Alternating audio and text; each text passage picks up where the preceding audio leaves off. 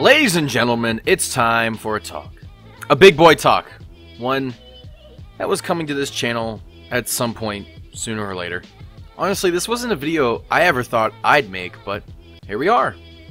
Alright, it is no secret that Destiny 2 has a pretty invasive microtransaction system. Nothing like what we see in Battlefront 2. That's just insane. Honestly, there would be riots if anything like that happened to Destiny. No.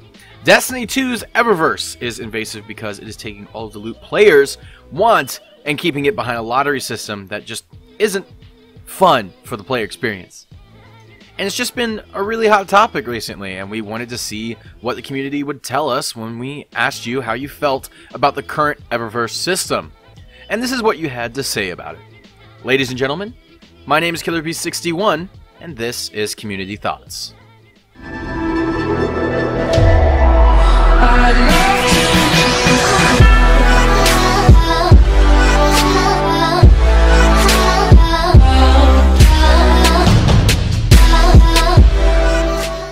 Knock knock.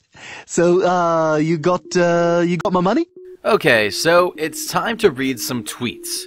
And this video, by far, got the most responses out of anything we've seen. You guys had a lot to say about Eververse, so here we go. Why isn't the exotic ships slash sparrows slash ghosts in the main game for grinding? Especially the exotic ghosts, which have amazing perks. If they would put them in for a better grind instead of loot engrams, it would be amazingly better. They have taken a lot of what dropped in D1 and put it behind a paywall. It's ridiculous that 75% of the Osiris DLC is at Eververse. Microtransactions via loot boxes are just gambling and should have to follow other gambling laws. It is exposing young kids to gambling. We'll talk about that gambling bit in just a second, but wow, there is a lot of content missing from this game that we had in the first Destiny, which is a shame. But what makes it feel like a slap in the face is when you find all of that loot in these boxes that are being sold at Eververse. It's not missing, it's just in the boxes. This is terrible. Why did I pay for the game when most of the game is being dealt out to me piece by piece for money? It just feels bad. And that's what most of these tweets resonate. The Curse of Osiris is honestly the biggest offender here so far because this is paid DLC. Okay, this is not a live event like Dawning. The Dawning is free. I can see why they could get away with monetizing most of this. But no, this is paid DLC. So you paid for the game, okay, $60, then you paid money for extra content, $20, and that content is hidden in a loot box. Like, wow. How is this the experience you wanted for your players? Is that how I'm supposed to play the game? Play this lottery machine for an hour? Wow, this is fun. Need some new. Look, guys, I'm playing the Curse of Osiris. Eververse. Wow, I'm having so much fun. Oh my god. Got a purple thing that I don't care about. This is so much fun. This is the game now. This is how you play the game. You don't run a raid. You don't power through Nightfall. You don't shoot into a cave. You just put your credit card and spend $20 to get your loot. Now the grind isn't even in the game. The grind is at your job at McDonald's while you grind out hours to get paid, and then you spend that money in the game. There's your grind right there. There's so many items in Eververse now. It's astonishing how much effort went into producing items for this thing than there was for producing items in the base game. Because honestly, I don't consider this to be part of the base game. Even though you can earn XP to get one of these boxes, and then you can get the stuff that's inside them. It's almost like you can't because they were at a time throttling XP to make it more difficult to earn these. It's just bad. I don't like it. And it just needs to change. Look at how much stuff is in here. This Guardian says it perfectly. I think there's way too much stuff in there. They could add it to the endgame rewards. All of the items in Eververse should be in the game. And I don't understand why they're not. The raid doesn't have a ship or sparrow. But Eververse, well, Eververse has plenty of ships. The Dawning just had 3 made specifically for it, and it's only available in the loot boxes. It just leaves a lot of us scratching our heads to see so much content in Eververse. It was never supposed to be the bulk of the items in the game. 1 or 2 ships would be cool, maybe an armor set, but there are so many items here, and you can't even get this stuff anywhere else. You can't get the ghosts or ships or sparrows anywhere other than Eververse. It's forcing you to go there. So, okay, we've talked about why Eververse is bad. We've laid out the issue. How do we fix it? Well, many people are wanting Eververse to be removed altogether. We need to get rid of her altogether and put the stuff she sells in-game in farmable areas / content. I love the Titan helmet she sells so much, but feel it should be obtainable in-game, not through her. And you know, I agree, they should get rid of her. Destiny was better off without her, and microtransactions have been ruining all of the games I have loved, and now I don't play them because it's just a loot box opening fest. I'm going to use Halo as an example here. That game used to be my jam, okay? Oh my god, I loved it.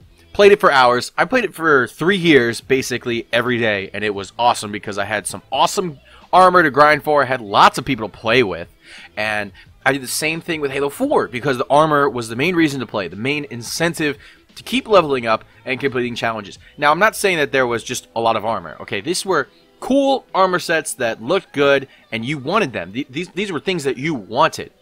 Then Halo 5 comes and 3 for 3 has just destroyed the game. There are hundreds of armor variants and weapons, which is cool, but most of them don't do anything. Most of the weapons don't really do anything or offer any kind of variation to the gameplay. And a lot of the armor is just filler. And it's all held within these rec packs, which is their version of loot boxes. Most of the stuff is filler. Why did they do this? Well, for money. It's obvious that they wanted to make money from the system because they filled it with a bunch of stuff so that you could get a bunch of crap before you get anything good, and you pay more money for better chances. It's just bad, and it's the main reason I don't play that game anymore. And I loved Halo. I know everything there is about Halo lore.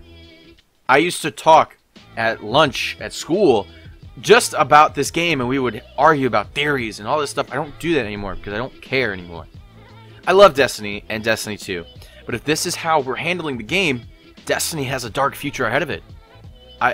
I don't really see how this is good for the players, how this is good for the game. A lot of the game's content is going into Eververse now, and it's not stuff that you can get from playing a raid or doing a Nightfall or playing the Crucible. You have to buy these boxes. It just scares me. That's really it. It just scares me that this is happening to a game I love, and it's being done by a developer that I love, too.